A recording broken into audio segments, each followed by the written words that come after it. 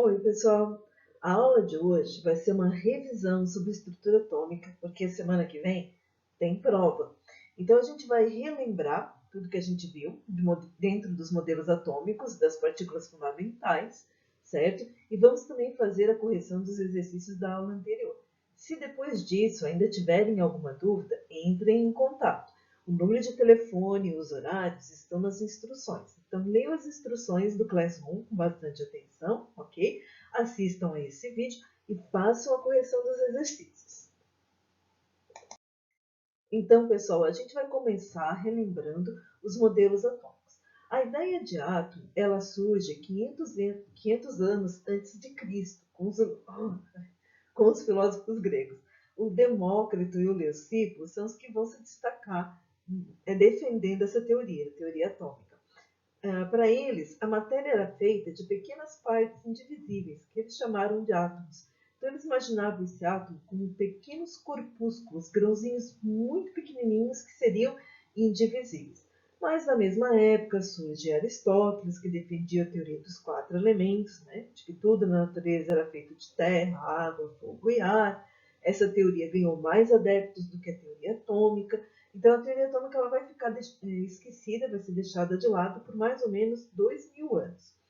Depois de 2000 anos, acreditando-se que tudo era feito de terra, água, fogo e ar, surge Dalton. O Dalton vai criar o primeiro modelo atômico propriamente dito, certo? Baseado nas reações, no estudo de Lavoisier e Proust sobre reações químicas, ele chega à conclusão de que a matéria não é feita de 4 elementos, e sim de pequenas partículas. Então ele ressuscita a teoria atômica, ele traz de volta o átomo depois de 2000 anos e cria um modelo. Como é que é o átomo para Dalton? O átomo, segundo Dalton, era uma esfera maciça, ou seja, completamente preenchida, não havia espaço vazio dentro dela, era homogênea, indivisível e eletricamente neutra, certo? Tudo no universo seria feito desse átomo, dessa pequena partícula. Então, a gente chama o átomo de Dalton, até os dias de hoje, de bolinha de bilhar, ou bolinha de gude, certo? Sabe a bola da sinuca? Então, seria mais ou menos como Dalton imaginava que o átomo era. Uma bola extremamente pequena, maciça, eletricamente neutra e indivisível, semelhante a uma bola de sinuca.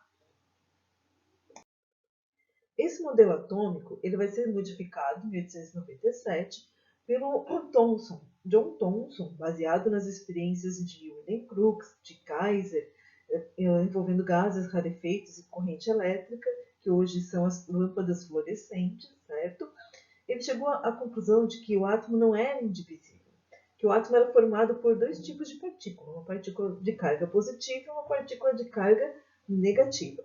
E ele chama essa partícula de carga negativa de elétron. E imagina o átomo como uma pasta positiva recheada de elétrons negativos. E ele dá um apelido para o modelo atômico dele. Ele chama o modelo atômico dele de pudim de passas, certo? Que até vira meio que uma piada. O pessoal acha engraçado, não leva muito a sério. Então, esse modelo atômico ele foi muito rápido, na verdade. Logo em seguida já vai surgir o terceiro modelo. Mas a importância dele é por trazer essa divisão do átomo em cargas positivas e negativas. Então, a gente atribui a Thomson a descoberta do elétron, que foi muito importante para a estrutura atômica. Então, em 1911, Rutherford propõe o terceiro modelo atômico. Para Rutherford, o átomo é formado por núcleo e eletrosfera. Essa base desse modelo a gente usa até os dias de hoje, ela permanece, ela só vem sendo aperfeiçoada. Mas como que Rutherford chegou a essa conclusão?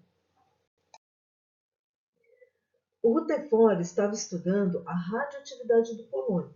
Então ele fazia um experimento em que ele colocava o isótopo do polônio radioativo concentrado dentro de uma caixa de chumbo com orifício para concentrar a radiação alfa, que é formada por carga positiva, partículas positivas, e fazia ela atravessar diversos materiais. Como a radiação é invisível, a gente não consegue ver ela nu, ele envolvia esses materiais com uma tela fluorescente, o mesmo material que a gente usa hoje para o raio-x. Então, uma tela que fica marcada quando a radiação ultrapassa ou passa por ela. O que ele esperava que acontecesse? Que a radiação batesse nos materiais estudados, analisados e ricocheteasse, voltasse para trás. Mas acontecia exatamente o oposto. A radiação atravessava os materiais como se eles fossem uma peneira, como se houvesse muito espaço vazio dentro do material. O que levou o Rutherford, então, à conclusão de que o átomo era formado por um núcleo. Então, o Rutherford elabora esse esquema, em que nós temos o núcleo do átomo pequeno, denso, concentrado, pequenos pontos, e um grande espaço vazio em torno desse núcleo, formado pelo que ele chamou de eletrosfera, onde ficariam os elétrons. Então, ele imaginou que um próton ficaria preso dentro do núcleo do átomo, e fora desse átomo, na eletrosfera, a gente teria os elétrons circulando em órbitas circulares, girando em torno. Então, o modelo atômico de Rutherford é muito parecido com o nosso sistema solar. É como Rutherford imaginava que o átomo era, semelhante ao sistema solar. Só que esse modelo ele deixava uma dúvida. Como era possível os prótons positivos permanecerem unidos dentro do núcleo do átomo? Então, Rutherford afirmou que deveria existir uma terceira partícula subatômica, que sem carga elétrica, que ele chamou de nêutron, que isolaria um próton do outro, permitindo que o núcleo permanecesse unido. Quem vai Desculpe. Quem vai confirmar a existência, provar a existência do nêutron é Chadwick, em 1938, por aí, certo? Então, nós temos agora o átomo já como a gente conhece ele, formado por núcleo e eletrosfera, núcleo contendo prótons e nêutrons e eletrosfera contendo os elétrons. Lembrando que no núcleo a gente tem toda a concentração da massa do átomo e na eletrosfera nós temos um grande espaço vazio. Isso se deve porque o elétron é muito pequeno em relação ao próton e ao nêutron. Próton e nêutron têm basicamente a mesma massa, a diferença é muito pequena. A relação de massa deles é quase igual. Enquanto que o elétron é 1836 vezes a 1840 vezes menor que o próton e que o nêutron. Então, o elétron praticamente não tem massa. Nós costumamos dizer que a massa do elétron é insignificante, tão pequenininha que ela é. Isso faz com que a eletrosfera seja um grande espaço vazio e praticamente não tenha massa. Diferente do núcleo, onde a gente tem a concentração do próton e do nêutron, que são os que têm a massa dentro do átomo. Então, nós vamos concentrar a massa no núcleo do átomo e o espaço ocupado por ele na eletrosfera. A carga do próton é positiva, do elétron é negativa e tem a mesma intensidade, apesar do elétron ser muito menor que o próton, certo? Enquanto que o nêutron não tem carga elétrica.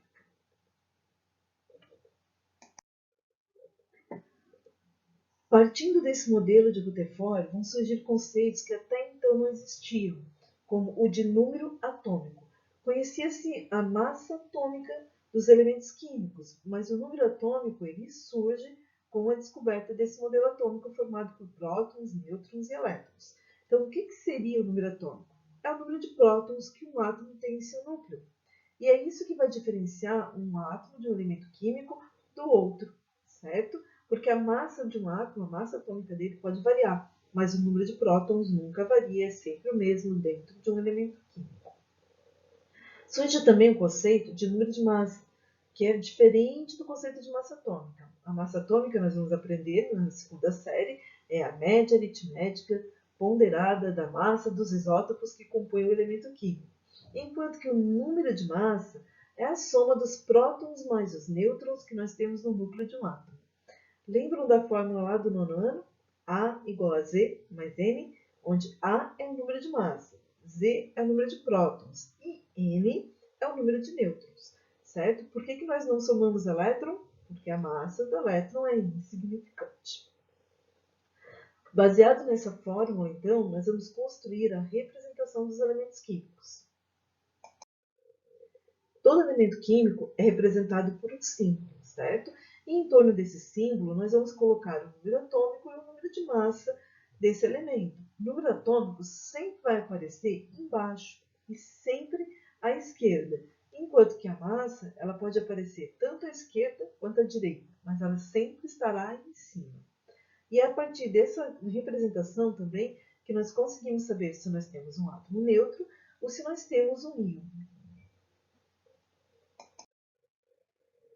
Íons são átomos que ganharam ou perderam elétrons.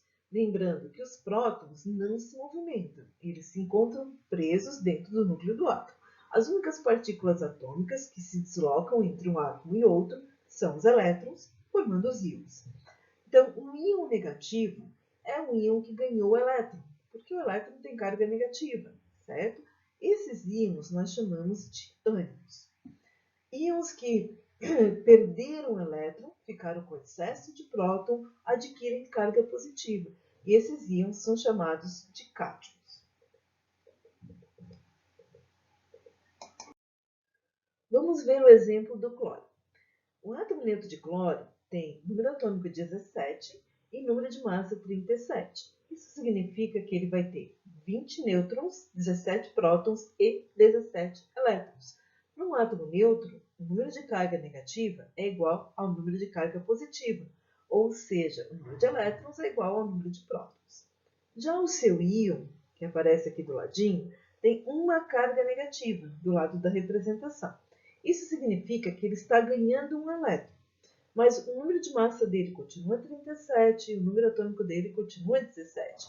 Isso significa que ele continua com 20 nêutrons, 17 prótons. O que muda? O número de elétrons. Ele tinha 17, ganhou 1, vai ficar com 18. Ou seja, ele tem um elétron a mais do que ele tem de prótons, do que ele tem do número de prótons dele. Então, com 17 prótons, 17 cargas positivas e 18 elétrons, 18 cargas negativas, ele fica com excesso de carga negativa. Por isso que aparece aquele sinalzinho de menos ligado ao átomo de cloro.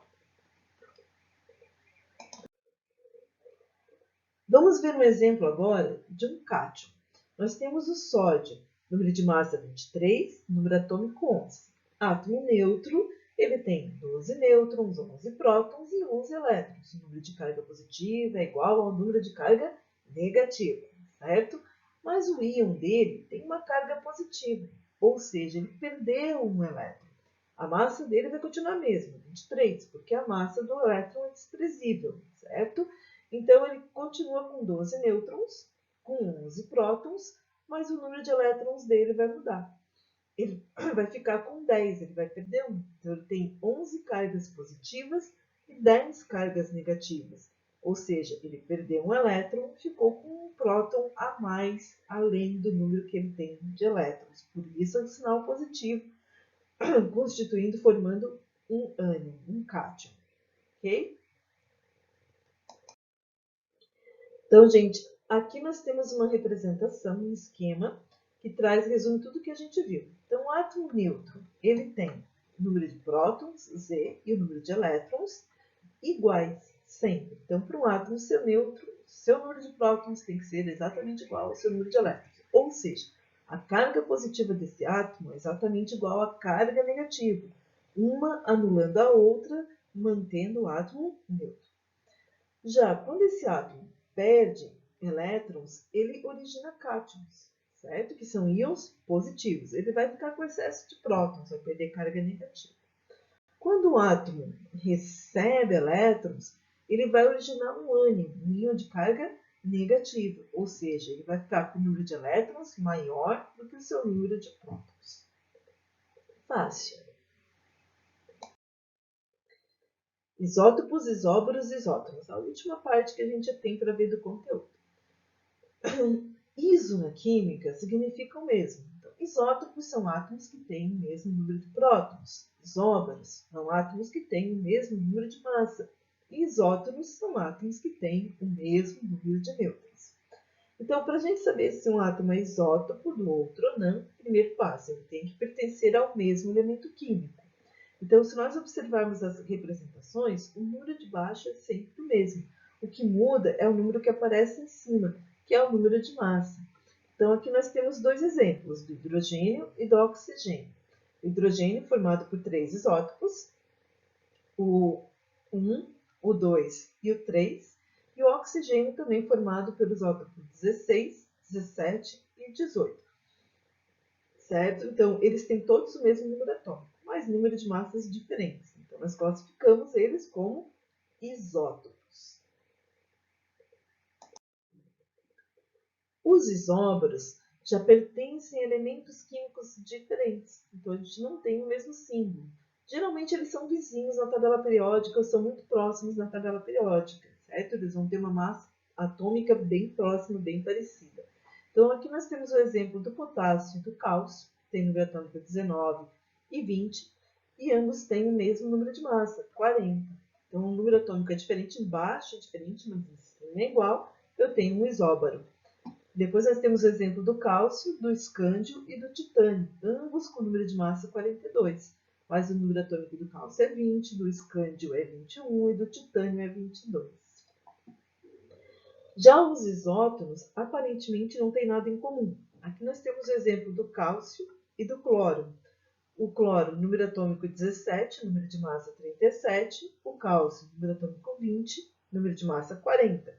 Mas se a gente calcular o número de nêutrons, a massa menos o número atômico, 37 menos 17, o cloro tem 20 nêutrons. 40 menos 20, o cálcio tem 20 nêutrons. Como eles têm o mesmo número de nêutrons, nós vamos classificá-los como isótopos. Bem, pessoal, em relação à revisão do conteúdo, que a gente tinha para ver, era isso. Nós vamos agora passar rapidamente sobre os exercícios que nós fizemos em sala para relembrar e fazer a correção, ok? Essa é a primeira lista que a gente viu, que é sobre modelos atômicos. A 1 é para classificar em verdadeira ou falsa. Então, na letra A, nós temos o Demócrito é o descobridor do nêutron. Falso, né, gente? Quem descobriu o nêutron foi Chadwick. Demócrito foi o criador da teoria atômica. Dalton criou um modelo atômico semelhante a uma bola de bilhar. Verdadeiro, letra B, verdadeira. O modelo atômico do Dalton é aquela bolinha maciça, indivisível, eletricamente neutra, parecida a uma bola de bilhar. A C, o modelo atômico de Thomson era semelhante a um pudim de passas. Sim, o próprio Thomson chamou o modelo dele de pudim de pasta. Pasta positiva, recheada de elétrons negativos.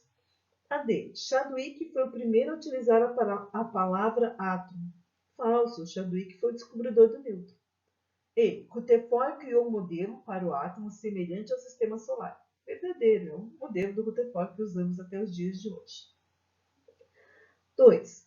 Qual das afirmações é correta, considerando-se o modelo atômico de Dalton? Letra A. O átomo é pequeno, maciço, neutro e indivisível, semelhante a uma bola de bilhar. Essa é bem óbvia, né? A letra A já está de cara, achamos a resposta. Só para desencargo de consciência, a B. O átomo é um grande vazio com um núcleo denso e positivo no centro. Esse é o modelo de Rutherford. O átomo é uma pasta positiva recheada de elétrons negativos, semelhante ao pudim de pastas. Modelo de Thomson. A região central do átomo é chamada de eletrosfera. Não, né? A região central do átomo é de núcleo e é o modelo do Rutherford. O átomo é semelhante ao sistema solar, com o núcleo no lugar do Sol e os elétrons no lugar dos planetas. Modelo de Rutherford. Nós queremos o modelo de Dalton. Então, resposta correta, letra A. 3. O átomo, na visão de Thomson, é constituído de cargas positivas e cargas negativas. Resposta, letra B. 4. O modelo atômico que suscitou a ideia do átomo com estrutura elétrica foi o de Thomson. Muito fácil. 5. O átomo de Rutherford, 1911, foi comparado ao sistema planetário. Núcleo, Sol, eletrosfera, planetas. No núcleo encontram-se prótons e nêutrons. Letra E, resposta correta. Letra 6. Na eletrosfera encontram-se somente elétrons. Letra A, resposta correta. Questão número 7. Rutherford, ao fazer incidir partículas radioativas em lâmina metálica de ouro, observou que a maioria das partículas atravessava a lâmina, algumas desviavam e poucas refletiam. Identifique dentre as afirmações a seguir aquela que não reflete as conclusões de Rutherford sobre o átomo. Cuidado, é a que não reflete. A. No átomo há grandes espaços vazios. Reflete. B. No centro do átomo existe um núcleo pequeno e denso. Reflete. Conclusão de Rutherford. C. Os átomos são esferas maciças e indestrutíveis. Não reflete as conclusões de Rutherford. Essas foram as conclusões de Dalton. Então, a alternativa a ser assinalada é a C. D. O núcleo do átomo tem carga positiva. Sim, tem, segundo Rutherford. E os elétrons giram ao redor do núcleo para equilibrar a carga positiva. Conclusão de Rutherford. Então, a resposta da 7 seria a letra C, a única que não reflete as conclusões que o Rutherford sobre o átomo. 8. Relaciona as colunas. Letra A, Demócrito, B, Dalton, C, Thomson, D, Chadwick e E, Rutherford. E do outro lado nós temos descobridor do nêutron, D, Chadwick. Seu modelo atômico era semelhante a uma bola de bilhar, Dalton, letra B. Seu modelo atômico era semelhante a um pudim de passas, C, o Thomson. Foi o primeiro a utilizar a palavra átomo, Demócrito. Criou um modelo para o átomo semelhante ao sistema solar, E, Rutherford. Brincadeira de criança. Agora, pessoal, a segunda listinha de exercícios, que foram os exercícios da semana passada. Vamos ver o que vocês acertaram dessa lista. Número 1. Um átomo X possui 29 prótons e 34 nêutrons. Qual é seu número de massa? Então, essa aqui é bem fácil, né, pessoal? A gente só vai somar. Se ele tem 29 prótons e 34 nêutrons, e o número de massa é o próton mais nêutron, 29 mais 34, o número de massa dele vai ser 63. Fácil, né? 2. Quantos nêutrons um átomo Y que possui 15 prótons e número de massa 35?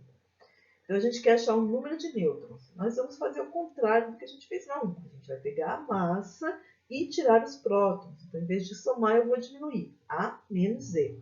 Então, eu quero achar o N.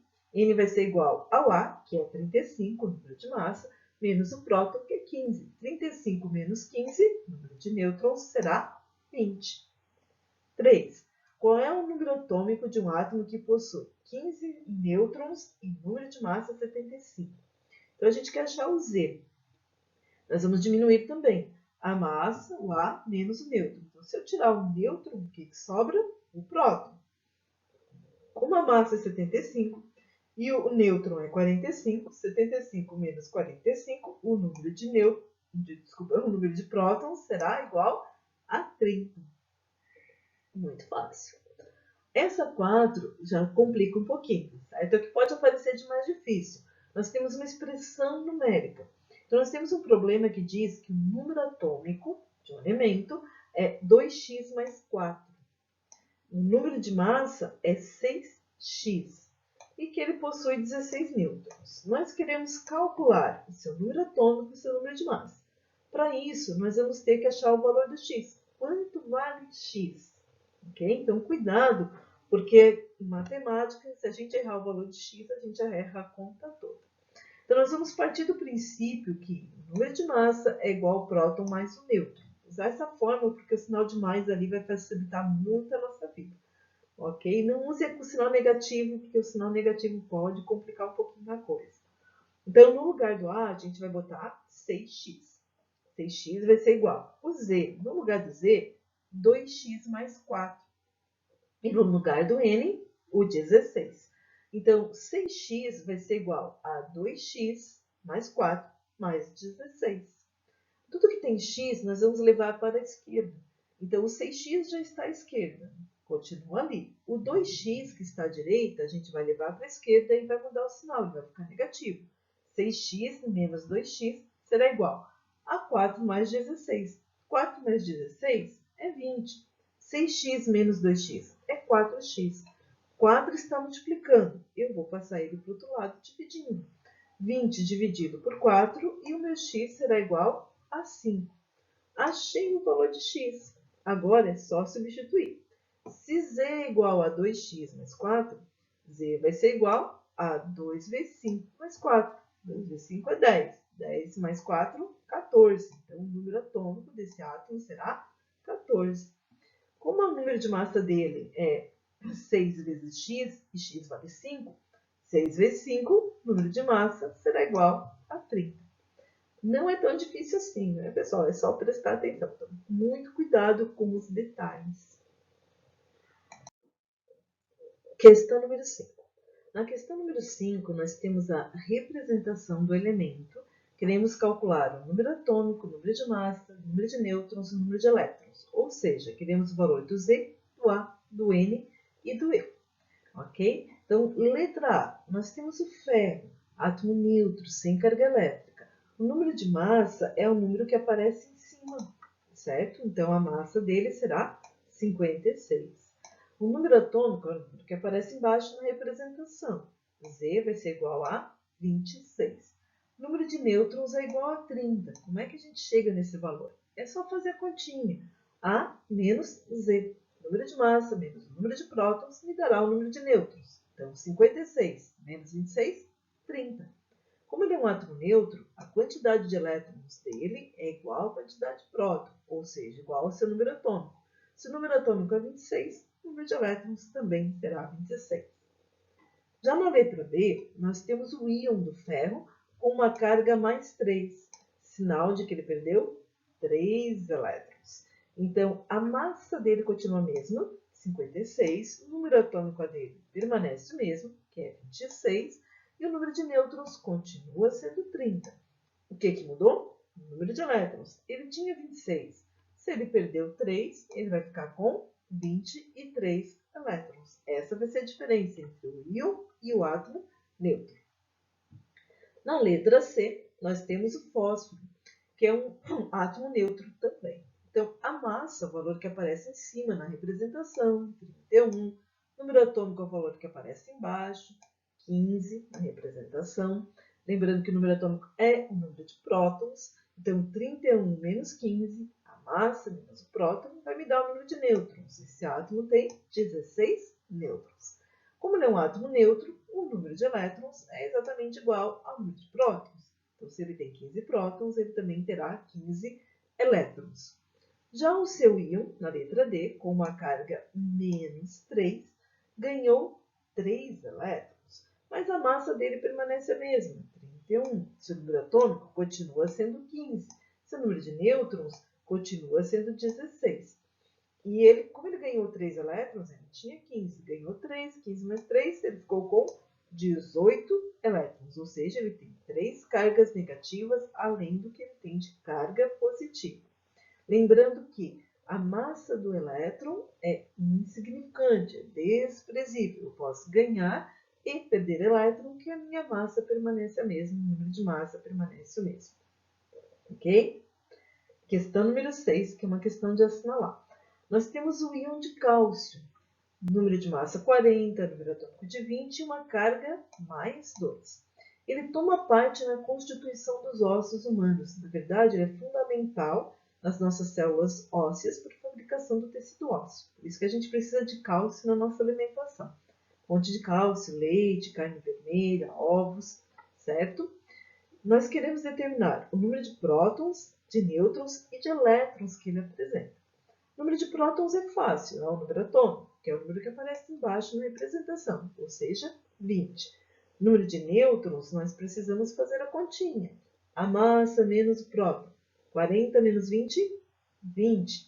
E o número de elétrons vai ser 2 a menos do que ele tem de próton, porque ele tem uma carga mais 2, sinal de que ele perdeu 2 elétrons. Então, se ele tem 20 prótons, o número de elétrons dele será 18. Resposta correta, a letra C. 20, 20 e 18. Próton, nêutron e elétron. Questão número 7, semelhante a 6. Eu quero determinar quantos prótons, nêutrons e elétrons apresentam o íon de flúor. Número atômico 9, número de massa 19 e carga menos 1.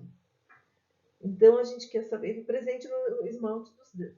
Desculpem, presente no esmalte que protege os dentes. Por isso que de vez em quando a gente tem que fluoretar o dente, né? Fazer um acréscimo de flúor no esmalte para fortalecer a dentição. As pastas de dente geralmente têm flúor. Então, nós vamos ver. Número de prótons é o número atômico, ou seja, é o 9. O número de nêutrons, massa menos o próton. 19 menos 9, 10. Como ele tem uma carga negativa 1, significa que ele tem um elétron a mais do que ele tem de próton. Então, 9 mais 1, 10. Então, quantidade de próton, nêutron e elétron, 9, 10 e 10. Ou seja, a alternativa correta, a resposta correta, a letra B.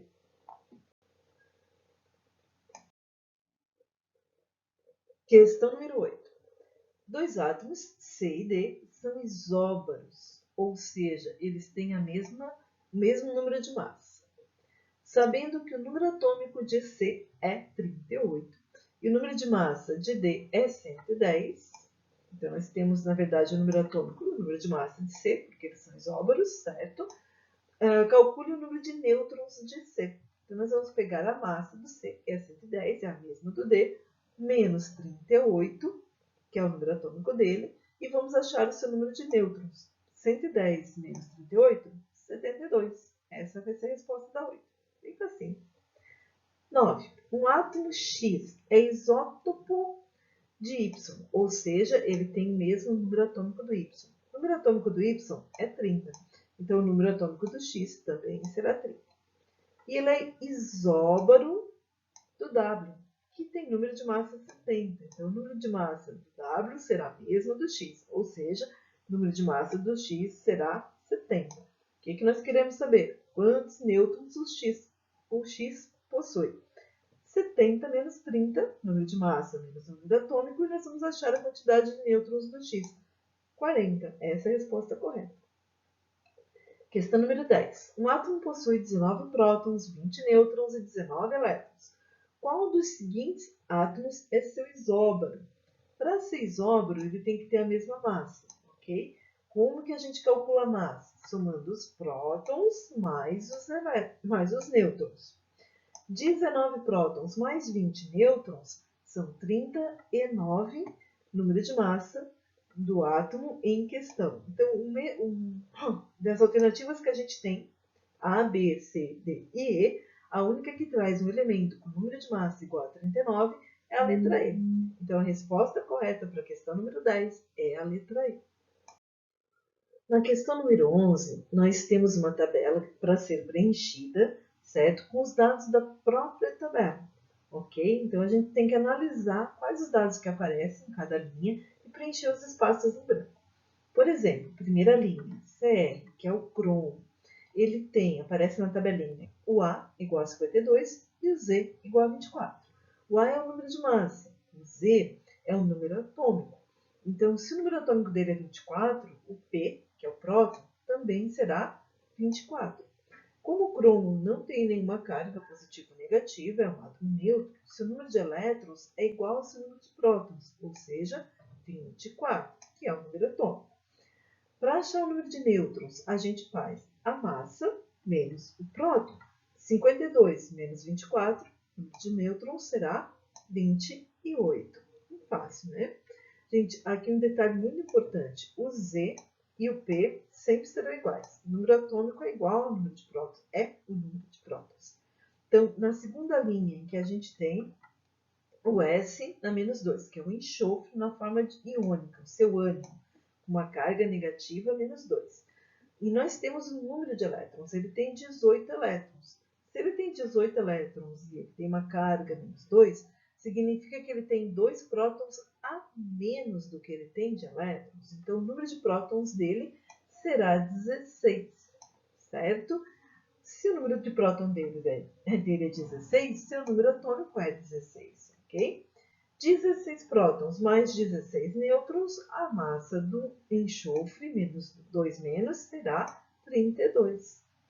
Já o alumínio, com uma carga mais 3, perdeu 3 elétrons, tem a massa 27 e o próton 13.